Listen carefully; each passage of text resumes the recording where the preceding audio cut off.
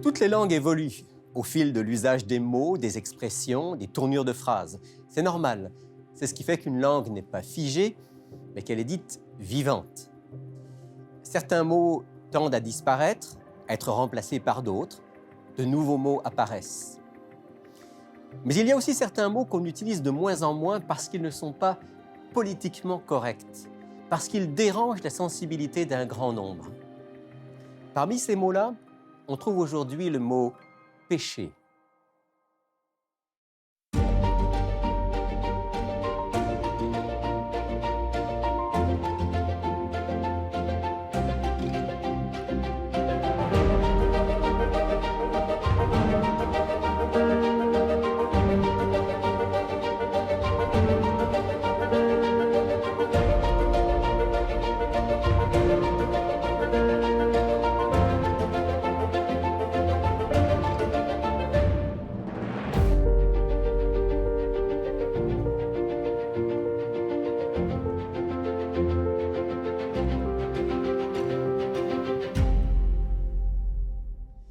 Bonjour Patrick.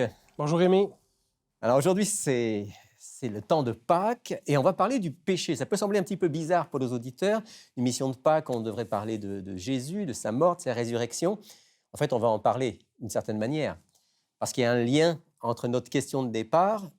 Est-ce qu'on devrait encore prononcer le mot et parler de péché? Et bien sûr, le temps de Pâques. Alors, on va commencer, peut-être, si tu es d'accord, par se poser la question ensemble. Pourquoi est-ce que c'est si difficile aujourd'hui d'utiliser ce mot, de prononcer ce mot péché? Qu'est-ce que tu en penses? Je pense que le mot est difficile à prononcer aujourd'hui dans une société contemporaine parce que c'est un mot, et pardonne-moi l'expression, garroché à toutes les sauces. En fait, c'est un mot qui a été abusé avec le temps. C'est un mot religieux, du vocabulaire religieux. Et donc, un certain malaise qui subsiste et persiste face au péché parce que aujourd'hui, dans les sociétés occidentales, en fait, on est dans une situation où il y a davantage une approche au relativisme. Donc, ce qui est bon pour toi n'est pas nécessairement bon pour moi et les référents moraux ont beaucoup changé, évolué avec le temps. Et donc, on rattache le mot péché à religion, on attache religion d'une certaine façon au christianisme, et si on remonte au niveau historique, on peut parler des abus de l'Église. Alors, c'est clair qu'une des raisons pour lesquelles les gens n'aiment pas ce mot péché, c'est qu'on l'a tellement utilisé, enfin, dans l'histoire chrétienne, puis dans l'histoire du Québec, même relativement récente, le péché a quand même été asséné à la population, culpabilisation, parfois manipulation. Tout ça fait que le mot a une connotation péjorative, presque dangereuse. Oui, c'est dommage parce qu'en fait, les mots évoluent dans le temps et les définitions qu'on y rattache peuvent être circonstancielles, dépendamment où on se trouve. Mais si on retourne à la parole de Dieu, si on retourne à l'enseignement de Jésus dans la Bible, et c'est l'objectif de l'émission « Il est écrit », on se rend compte qu'on peut contextualiser le péché dans l'enseignement de Jésus et il y a quelque chose de très important à saisir pour notre bien-être. Parce que la Bible, elle parle du péché et elle le fait d'une manière d'ailleurs même diverse, mais c'est un thème majeur. Alors, qu'est-ce que ça veut dire? Patrick, on essaye ensemble un petit peu de définir qu'est-ce que dit la Bible par rapport au péché. Toi, quelle définition du péché, du point de vue biblique, tu retiens? En fait, je suis loin de me considérer comme étant un spécialiste des langues bibliques, mais en fait, aujourd'hui, on a accès à un certain nombre de logiciels. On peut parler de Logos, par exemple, où on est capable d'aller voir l'origine des mots, soit du grec, de l'hébreu ou de l'araméen. Dans ce cas-ci, on est dans une situation où le péché nécessairement veut dire manquer la cible. Donc, on peut prendre l'exemple d'un archer qui va envoyer sa flèche sur une cible et on va manquer la cible. D'un point de vue biblique, si cette définition est rattachée à l'enseignement théologique au niveau de l'Ancien Testament et du Nouveau Testament, on peut parler ici de la transgression de la loi de Dieu. transgression des commandements de Dieu, des 10 paroles. Donc, il y a eu un manquement au niveau de l'humanité face aux exigences morales de Dieu à notre égard par l'entremise des 10 commandements. La cible, c'est de faire le bien. En quelque sorte, on a été créé pour faire le bien. Et quand on ne fait pas le bien, quand on fait le mal, on rate la cible. C'est ça l'idée essentielle que tu veux exprimer ici. Fondamentalement, c'est le noyau de la définition du péché au sens biblique. On pourrait prendre quand même ce texte aussi qui nous dit que le péché, c'est finalement la transgression, la violation de la loi. On peut lire ensemble avec nos auditeurs dans la première lettre de Jean au chapitre 3, au verset 4. 1 Jean 3, verset 4, il est dit « Quiconque commet le péché commet aussi une violation de la loi. Et le péché, c'est la violation de la loi. » En fait, au verset 4, moi j'ai la version Louis II, on abonde dans le même sens et on dit « Quiconque pêche transgresse la loi et le péché, la transgression de la loi. » Alors on voit que les deux définitions dans la version que tu utilises et la mienne sont la même. Se retrouvent. Alors, ça nous amène à parler de la loi. Si on dit péché, c'est par rapport à un point de repère. Et c'est ça, peut-être, que notre monde a de plus en plus de mal à vivre, c'est le fait qu'il y a des points de repère stables, presque intangibles. La Bible nous parle de la loi de Dieu, des commandements de Dieu. Puis ça passe peut-être pas très bien dans notre société, où, comme tu disais, chacun a un peu sa vérité, sa définition du bien et du mal. Mais la Bible dit non, il y a un point de repère. Et on a besoin de ce point de repère en réalité. On a besoin de ce point de repère à partir du moment où on est prêt à considérer l'enseignement que Dieu nous donne dans sa parole. En fait, on est dans une situation où est-ce qu'on progresse dans une société qui est de plus en plus individualiste, centrée sur soi et aussi très axée, et tu l'as bien dit, sur la construction de sa propre vérité. Alors, on essaie d'éliminer le plus possible les absolus. On essaie d'éliminer davantage les cadres de référencement. Or, historiquement, la religion a toujours été une base sur laquelle on a construit certains points de repère pour l'ensemble de la société. Et aujourd'hui, c'est un peu une situation inverse. Même au niveau de l'Église, on est rendu à d'autres extrêmes où est-ce que certaines églises chrétiennes contemporaines préfèrent ne pas aborder la question du péché, mais mettre en devanture, de façon exagérée, la grâce, l'amour et le pardon de Dieu. Et là, on perd un peu, avec du recul, un regard objectif sur où se trouve le péché à l'intérieur de l'enseignement de Dieu. Parce que toi, tu viens d'utiliser des mots, tu as utilisé le mot grâce, tu as utilisé le mot pardon, mais quelque part, si on est logique, pour parler de la grâce et du pardon, il faut qu'il y ait le péché. Exactement. Donc, on est dans une suite logique de la compréhension de l'histoire du salut et l'histoire dans laquelle nous sommes les acteurs principaux. Au final, il y avait au commencement et au départ harmonie entre Dieu, notre Créateur, et l'humanité. Ça, c'est l'Éden. Exactement. Une séparation fut le résultat d'une désobéissance où Dieu avait clairement dit à nos ancêtres édéniques qu'ils devaient demeurer en obéissance face aux enseignements de Dieu. Et finalement, on s'est retrouvé, et permets-moi d'utiliser l'illustration suivante, où on a choisi de se séparer de Dieu, et cela a amené une maladie, si on veut, qu'on peut nommer le péché. Et Dieu nous en tient pas responsables dans la mesure où il a lui-même donné le remède à cette maladie, et de là l'Évangile où Jésus est le remède qui souhaite venir nous réconcilier à Dieu et nous enlever le péché qui nous habite. Par rapport à ce que tu viens de dire, Patrick, peut-être qu'il y a quelque chose qu'il faut qu'on clarifie. Tu as parlé de maladie. Parce que quand on dit péché, je reviens un petit peu sur ma réflexion, quand on parle de péché, quelque part, on dit qu'il y a une responsabilité. On est coupable. Même aujourd'hui, dans un monde hyper sécularisé, qui n'aime pas tellement cette notion religieuse de péché, il y a quand même des choses qu'on va considérer comme des péchés. Je veux dire, quand on parle d'un pédophile, quand on parle de quelqu'un qui exploite les autres, je pense que même une société sécularisée pourrait presque utiliser le mot péché. Donc, en disant, là, il y a une responsabilité, il y a une culpabilité. Maintenant, tu viens de parler d'une maladie. Alors, est-ce que le péché, c'est une maladie ou est-ce que le péché, c'est des actes qu'on commet dont on est responsable? Ou est-ce que c'est les deux?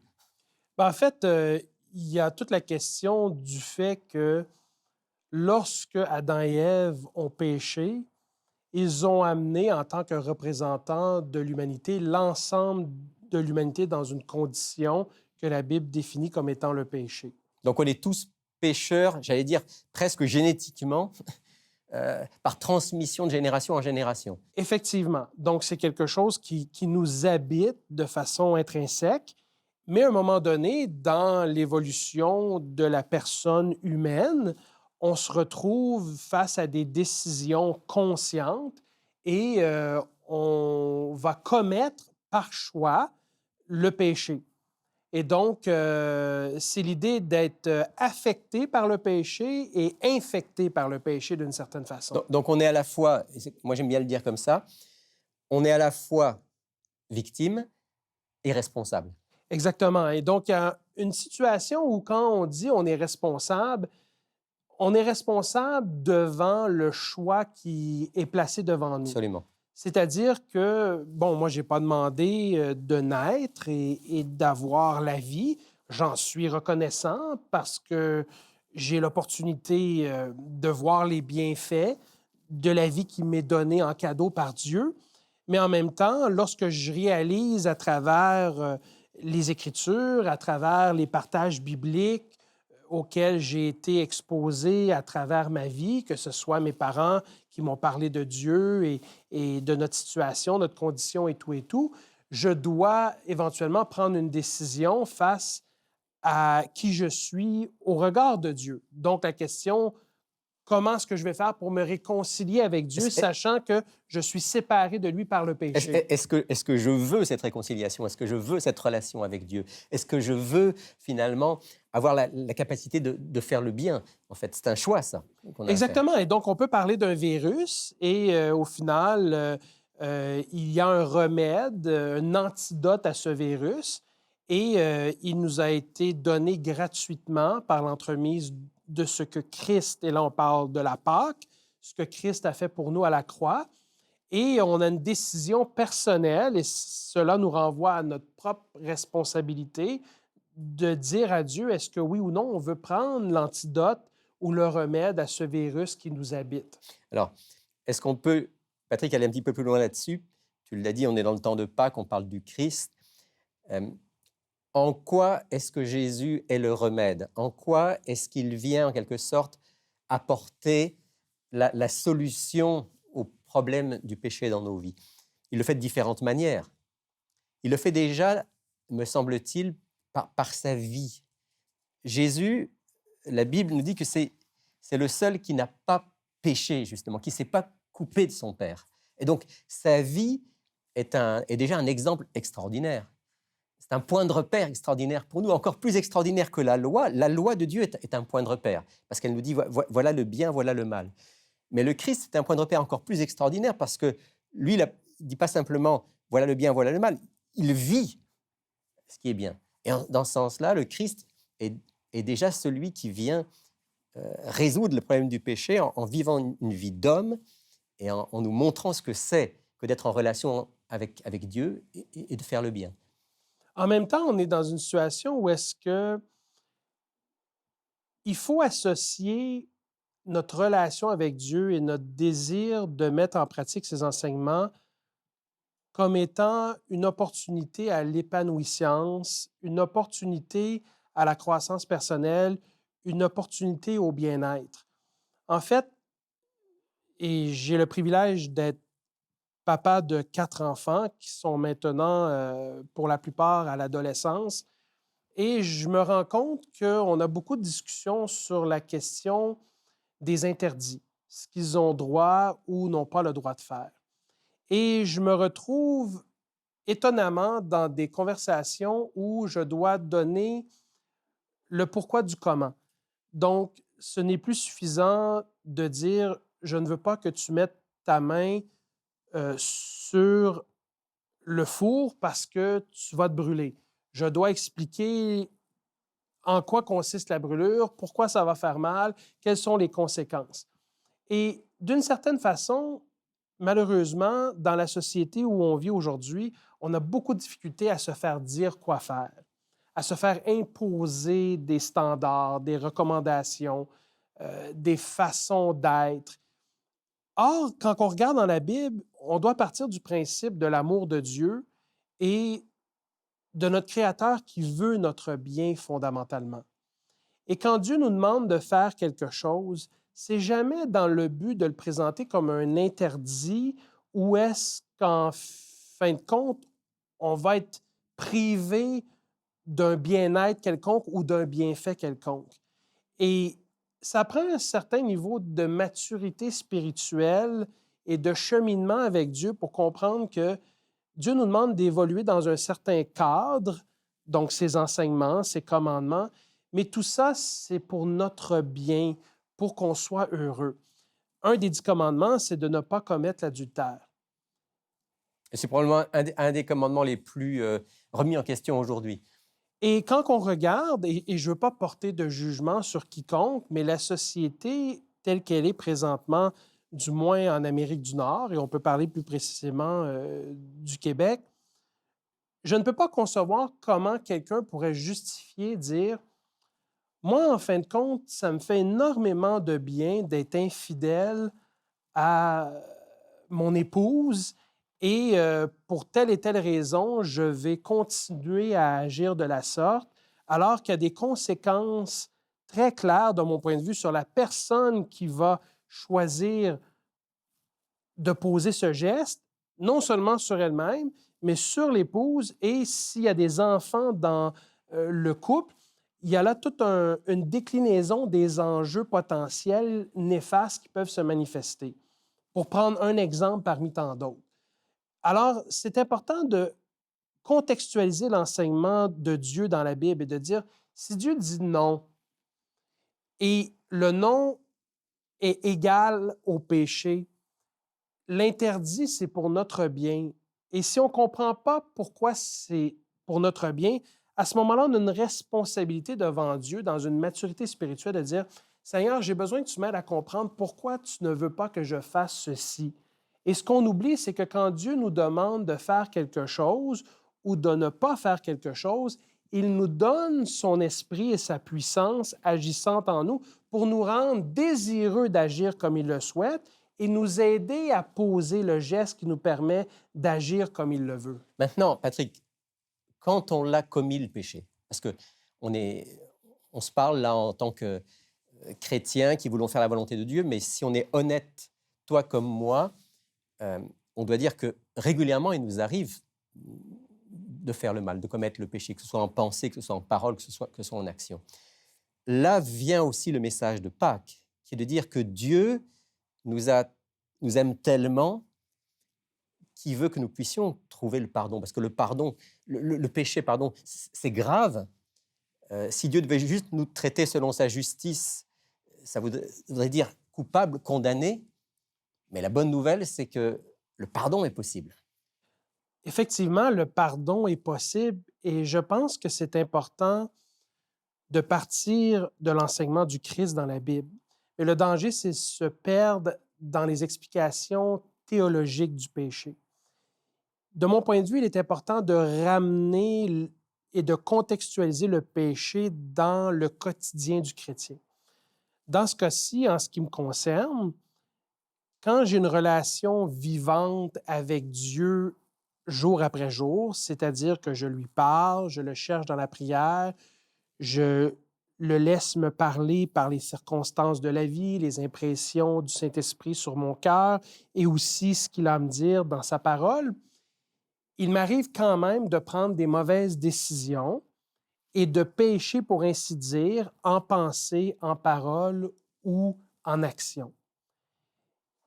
Et ma connectivité avec Dieu fait en sorte que par son esprit, il parle à ma conscience Et j'ai vraiment l'impression que c'est une approche qui est faite dans la douceur, Dans l'amour. dans l'amour, dans la délicatesse, où Dieu essaie de me ramener à lui, de me faire réfléchir, de m'amener à une prise de conscience. Et j'ai comme l'impression d'être tiré vers lui par des cordages d'amour. Parce qu'en fait, la confession, confesser notre péché, ça fait du bien. Oui, C'est- puis c'est- je me sens mal et je suis animé d'une certaine culpabilité. Et au final, je la raconte à Dieu. Et je lui dis, je te demande pardon, je n'ai pas été correct. Je réalise que ce n'était pas la bonne chose à dire ou à faire. Puis même ces pensées, je sais qu'ils ne sont pas de toi, ils ne me font pas du bien. Et je lui demande de m'aider à changer. Et je pense que c'est le lot de tous et chacun. Tout le monde veut s'améliorer et devenir la meilleure version d'eux-mêmes. Or, la meilleure version d'eux-mêmes, c'est la version qui nous a été présentée par Jésus. Par le Créateur et par Jésus. Et on n'est pas capable d'y arriver seul. On a un manuel d'instruction qui est la Bible. On a l'exemple de Jésus qui nous est révélé dans sa vie à travers la Bible.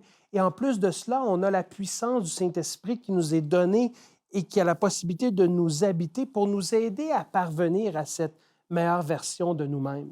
Et le Christ promet, je voudrais qu'on lise un texte, on a encore juste le temps de lire un texte qui se trouve dans la première lettre de Jean. Dieu nous promet qu'en Jésus-Christ, nous avons le pardon et nous avons cette réconciliation avec lui. 1 Jean chapitre 2, je lis le verset 1 et 2, et ce texte est vraiment un texte de Pâques. « Mes petits enfants, je vous écris ceci pour que vous ne péchiez pas. Mais si quelqu'un a péché, nous avons un avocat auprès du Père, Jésus-Christ, le juste. Il est lui-même victime expiatoire pour nos péchés, non seulement pour les nôtres, mais aussi pour ceux du monde entier. » Donc Jésus est celui qui a vécu une vie sans péché, celui qui a donné sa vie pour que nos péchés soient pardonnés. Il est celui qui nous représente, qui est notre avocat, c'est une image extraordinaire, et il nous promet la réconciliation avec Dieu et avec nous-mêmes par sa vie, sa mort et sa résurrection. C'est ça le message de Pâques, en fait. Effectivement, c'est un message d'amour, de grâce, de réconciliation et de connexion vivante avec Jésus-Christ. Alors, prions ensemble pour cette connexion. Patrick, tu veux bien prier avec nous? Avec plaisir. Père éternel, nous voulons te remercier parce que tu désires nous rappeler que les interdits dans ta parole que nous nommons comme étant le péché, c'est pour notre bien-être. Seigneur, aide-nous à grandir dans ton amour et à faire ta volonté. Nous te prions toutes ces choses au nom du Christ. Amen. Amen.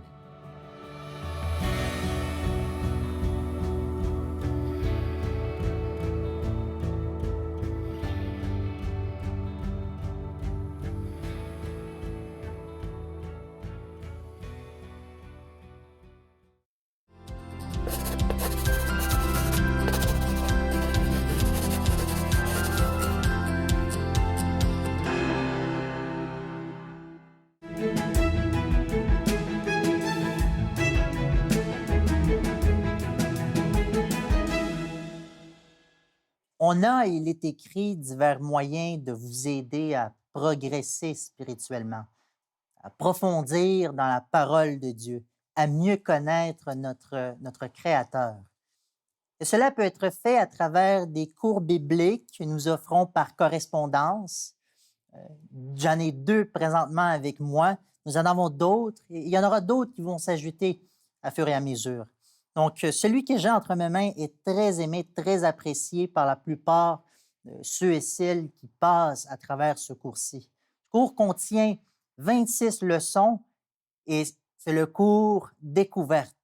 On va découvrir leçon après leçon les grands thèmes de la Bible. On part avec, juste pour en nommer quelques-uns, nous pouvons croire en Dieu. Il y aura un autre sujet, par exemple, sur l'enfer. Est-ce un mythe, une réalité? Ou encore là, que nous réserve l'avenir? Une question très importante pour nous aujourd'hui. Donc, à travers le cours découverte, vous allez passer à travers les grands thèmes de la Bible, ainsi non seulement mieux connaître la parole de Dieu, mais aussi mieux connaître Dieu lui-même. Donc, je vous encourage fortement à pouvoir vous inscrire à ce cours-ci. Il est offert gratuitement et c'est ça la bonne nouvelle. J'ai avec moi aussi un autre cours. On a présenté, ça fait pas longtemps de cela, Au nom de l'amour. Au nom de l'amour qui contient 15 leçons. Et l'objectif, comme le titre l'indique, c'est qu'on puisse découvrir l'amour de Dieu dans l'Ancien Testament. Et cette fois-ci, vous allez voir qu'on prend des passages dans l'Ancien Testament où est-ce qu'on va découvrir que le Dieu de l'Ancien Testament est le même du Nouveau Testament.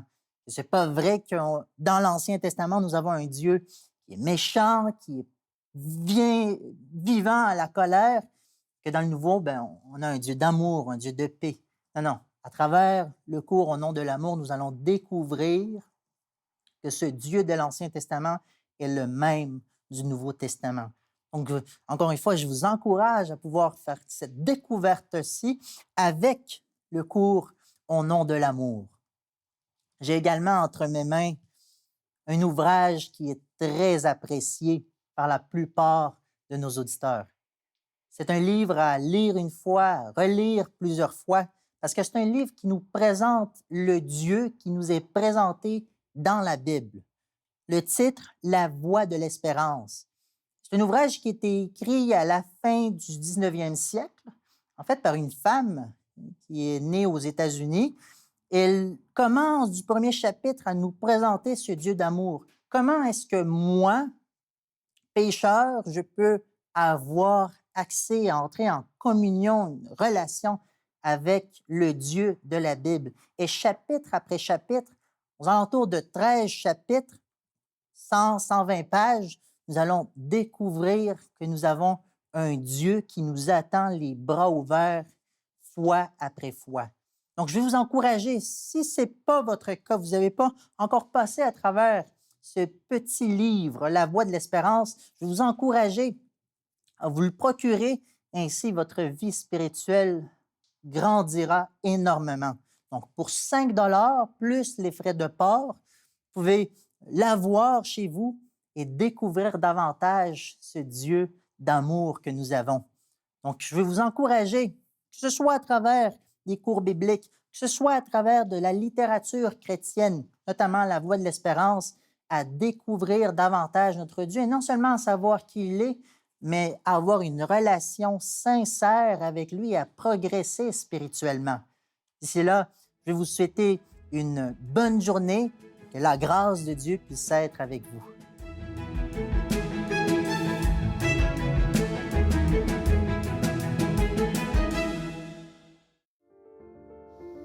Alors en terminant, au nom de toute l'équipe d'Il est écrit, je vais vous souhaiter un excellent temps de Pâques, dans la paix et dans l'amour du Christ. Et durant cette semaine, souvenez-vous qu'il est écrit « L'homme ne vivra pas de pain seulement, mais de toute parole qui sort de la bouche de Dieu. »